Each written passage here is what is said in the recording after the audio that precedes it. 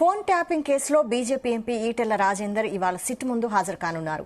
ఉదయం 11 గంటలకు జూబ్లీహిల్స్ పిఎస్లోని సిట్ అధికారుల ఎదుట విచారణకు హాజరు కానున్నారు. ఆయన ఫోన్ ట్యాపింగ్ విషయంలో తన స్టేట్మెంట్ రికార్డ్ చేయనున్నారు. కాగా గత ఎన్నికల సమయంలో ఈటెల రాజేందర్ ఫోన్ ట్యాప్ అయినట్లు సిట్ గుర్తించినట్టు సమాచారం ప్రచారం జరిగింది. దీనిపై ఆయన సిట్ ఎదుట హాజరై ఎలాంటి స్టేట్మెంట్ ఇస్తారోనని ఆసక్తి నెలకొంది.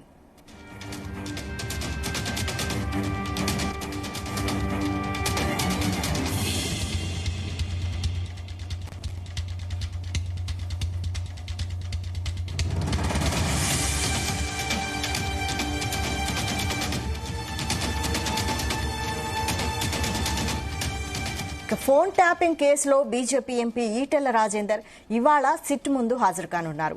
ఉదయం 11 గంటలకు జూబ్లీహిల్స్ పిఎస్లోని సిట్ అధికారుల ఎదుట విచారణకు హాజరు కానున్నారు. ఆయన ఫోన్ ట్యాపింగ్ విషయంలో తన స్టేట్మెంట్ రికార్డ్ చేయనున్నారు. కాగా గత ఎన్నికల సమయంలో ఈటెల రాజేందర్ ఫోన్ ట్యాప్ అయినట్లు సిట్ గుర్తించినట్టు సమాచారము ప్రచారం జరిగింది. దీనిపై ఆయన సిట్ ఎదుట హాజరై ఎలాంటి స్టేట్మెంట్ ఇస్తారోనని ఆసక్తి నెలకొంది. ఇదే అంశంపై మరిన్ని details crime bureau chief Raviteja అందిస్తారు. రవితేజ, నేడు సిట్ ముందు మల్కాజ్గిరి బీజేపీ ఎంపీ ఈటెల రాజేందర్ విచారణకు హాజరు కాబోతా ఉన్నారు.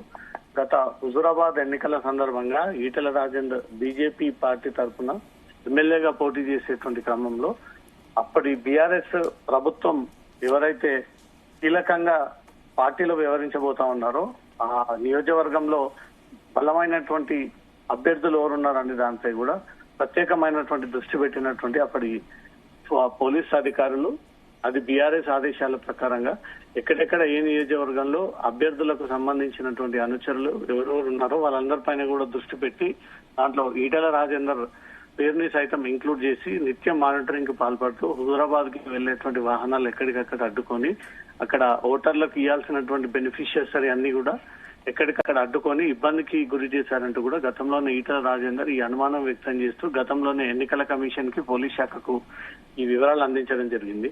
మొట్టమొదటిసారి బీజేపీ తరఫున తాము ఫోన్ ట్యాపింగ్ కి గురయ్యాను, తమ ప్రతి ఇన్ఫర్మేషన్ కుటుంబ సభ్యులతో మాట్లాడుతున్నటువంటి ఇన్ఫర్మేషన్ కూడా పోలీసులు సేకరించి అది రాష్ట్ర ప్రభుత్వానికి అందజేస్తా ఉన్నారంటూ కూడా ఈటెల రాజేందర్ ఈ విషయాన్ని గతంలో తెలియజేశారు. కాబట్టి ఇప్పుడు ఫోన్ ట్యాపింగ్ కేసు కీలక దశకు చేరుకుంది.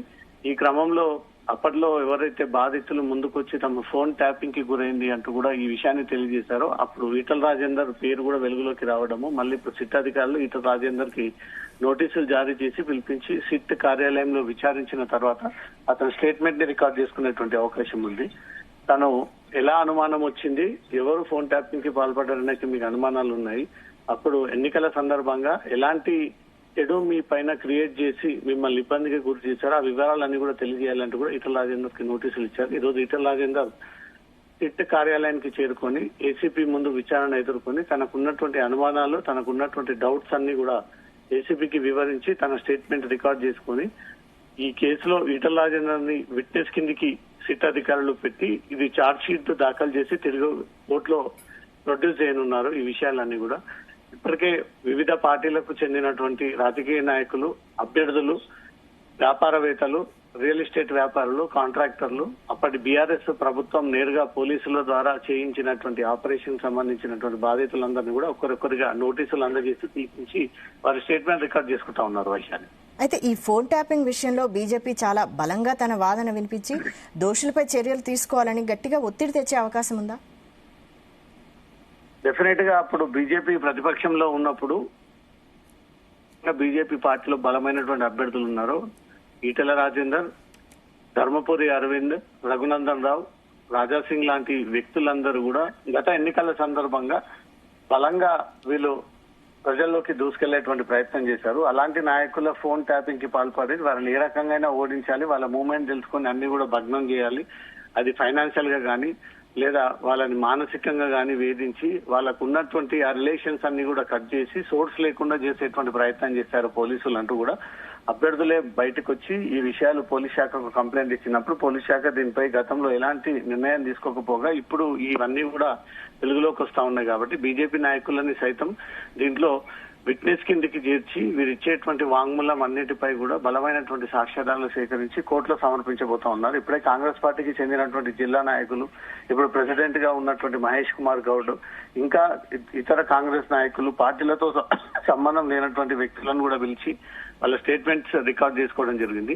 ఇప్పుడు బీజేపీ పార్టీ వంతు వచ్చింది కాబట్టి బీజేపీలో ఎవరెవరు ఫోన్ ట్యాపింగ్లకు గురయ్యాయి, ఎవరు బాధితులు అనే దానిపై కూడా పూర్తి స్థాయిలో వివరాలు సేకరించి ఒక్కొక్కరుగా నోటీసులు అందజేస్తా ఉన్నారు. ఈ రోజు ఈటెల రాజేందర్ ని సిట్ కార్యాలయానికి రావాలంటూ కూడా నోటీసులు అందజేశారు. కాబట్టి మరి కాసేపట్లో ఈటెల రాజేందర్ సిట్ కార్యాలయానికి చేరుకొని తనకు జరిగినటువంటి అన్యాయానికి సంబంధించి పోలీసులకు అందజేసి దీంట్లో కఠిన చర్యలు తీసుకోవాలి, ఎవరైతే నిందితులు ఇన్వాల్వ్ అయి ఉన్నారో వీటి వెనక రాష్ట్ర ప్రభుత్వానికి చెందినటువంటి రాజకీయ నాయకులు ఎవరన్నా ఉంటే డెఫినెట్ గా వారిని సైతం దీంట్లో ఇంక్లూడ్ చేయాలంటూ మాత్రం ఈ రోజు ఈటెల రాజేందర్ ఈ ప్రస్తావన తీసుకొచ్చేటువంటి అవకాశం ఉంది. Vaishya right, thank you Raviteja.